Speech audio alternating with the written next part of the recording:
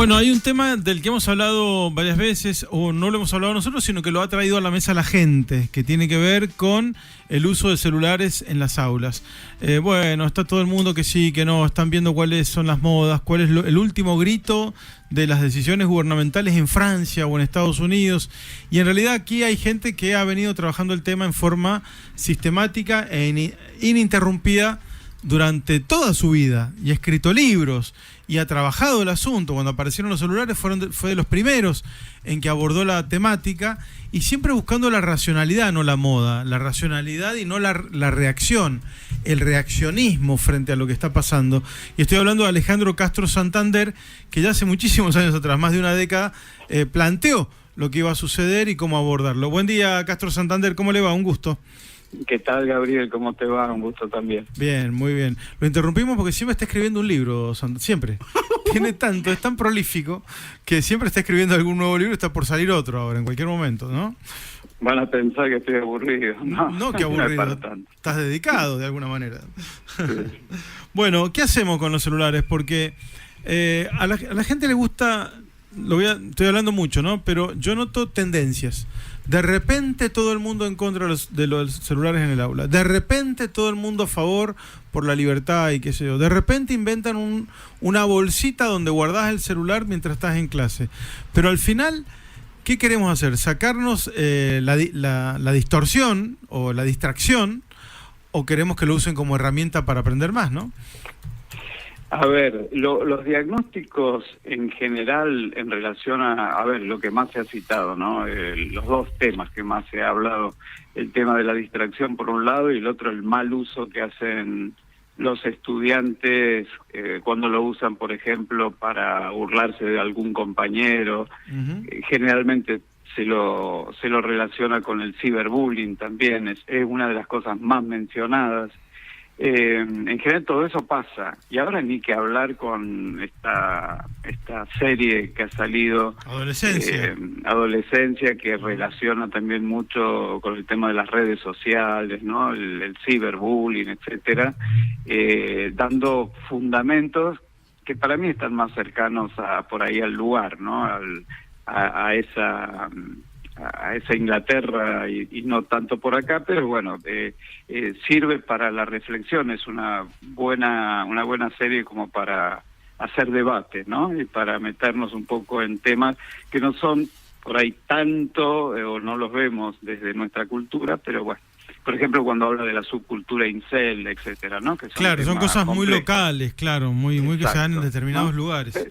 Pero sirve para reflexión. Bueno, entonces claro, la gente se asusta y dice, saquémoslo, por favor, ¿no? Yo decía hace mucho tiempo esto de, parecería que es bueno esto de muerto el perro se terminó la rabia, ¿no? Como si fuera tan sencillo. Fácil, sí. Y el tema en realidad es que, tenemos que decirlo, es un desafío pedagógico, no tecnológico, como ha pasado en su momento con la televisión educativa, por ejemplo, ¿no? Parecía que había que meterla de prepo, estaban bueno, vos te acordarás de esto, los apocalípticos y los integrados. Claro, ¿no? Sí. Claro, los que decían, no, por favor, ni lo metamos porque es la caja boba, ¿no? El chupete electrónico, todos esos apelativos negativos que le poníamos.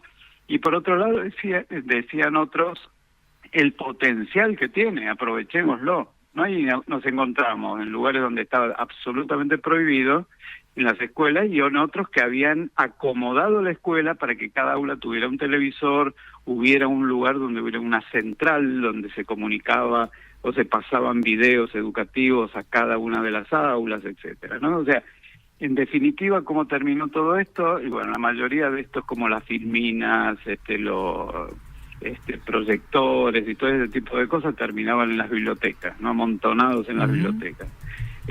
Siempre se ha llamado, yo diría, no digo siempre, ¿no? Porque hay proyectos educativos que lo han sabido usar, pero es como que nos hemos llevado mal con las tecnologías o las nuevas tecnologías de época, ¿no? Del momento. Y es lo que está pasando con el celular.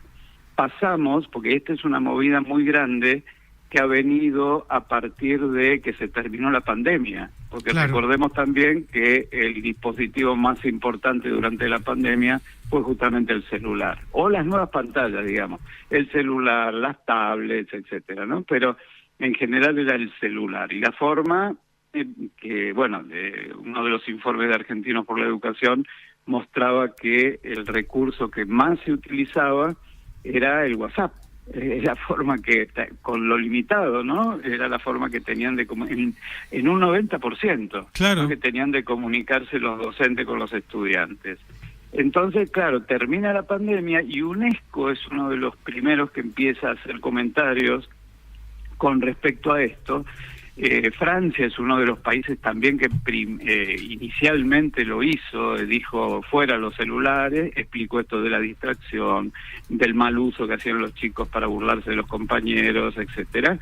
Y así, cuando el coordinador también de la OCDE, de PISA, dio a entender que las nuevas tecnologías, sobre todo lo que tenía que ver con computadoras, ahí apuntó más a computadoras, ¿no? Pero incluyó celulares y tablets, habían llegado a la conclusión que no impactaba favorablemente en los aprendizajes. Había países que habían invertido mucho y cuando se miraban o hacían el estudio, la evaluación de qué había pasado, no había impactado en calidad educativa.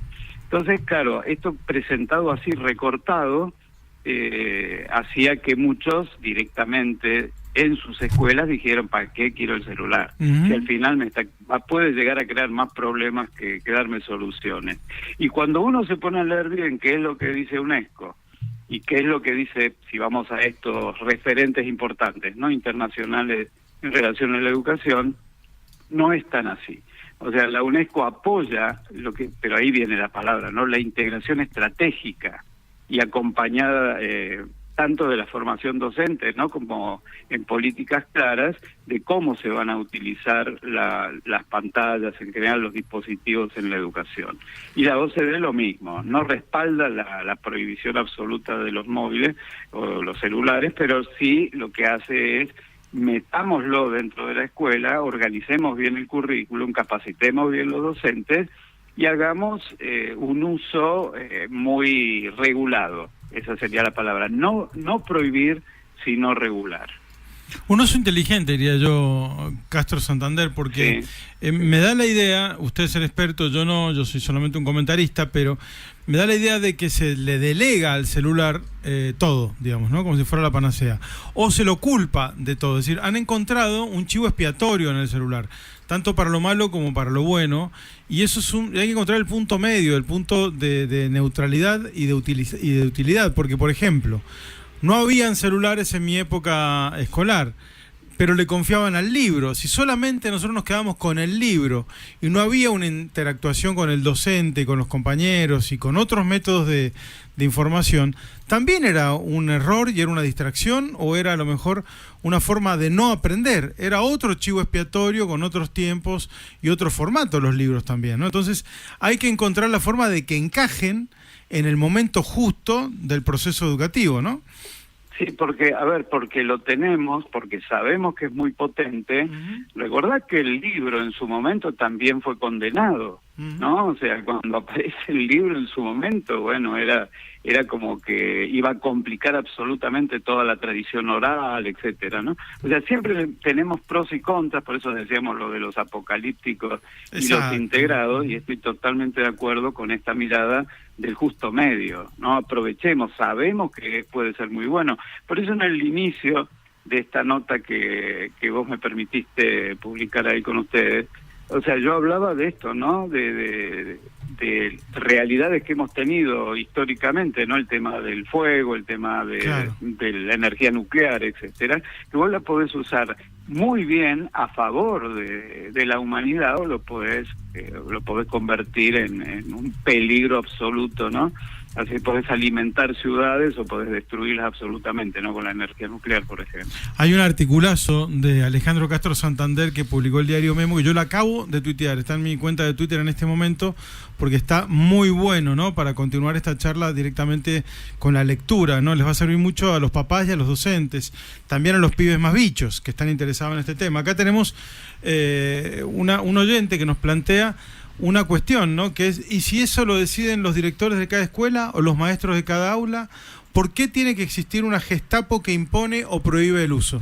¿Qué pensás de esta afirmación, Es que Alejandro? en general está muy bien el aporte. ¿Por qué? Porque en general es así, o sea, lo que se está haciendo es directamente, bueno, cuando en una escuela se prohíbe directamente, bueno, se cierra la puerta, ¿no? Prohibidos los celulares.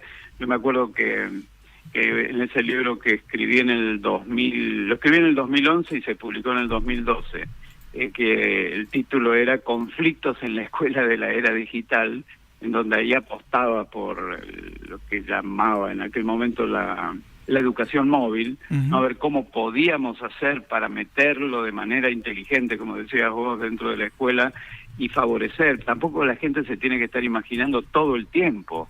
De hecho, hay algunos organismos que sugieren 1 hora por día, que lo usen, que se pongan de acuerdo a usarlo 1 hora por día.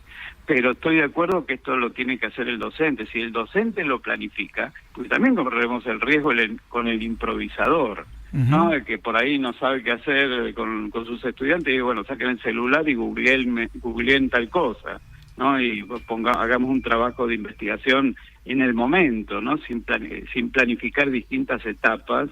Entonces, bueno, yo creo que todo eso tiene que estar regulado como corresponde, tiene que ser un uso inteligente, serio, responsable, y además porque tenemos que tratar de generar, educar usuarios responsables de la tecnología, exacto, porque si no lo estamos poniendo como si fuera un juguete nada más, que nos hemos encargado los adultos, ¿no? De dejar que muchas veces los chicos lo utilicen como un juego, y no como... Les regalamos un celular desde chiquitos para que sea realmente una cosa que los entretenga y dejen de molestarnos, de alguna manera. Nada ¿no? más. La culpa nada es de los adultos. Claro. No, es que es así.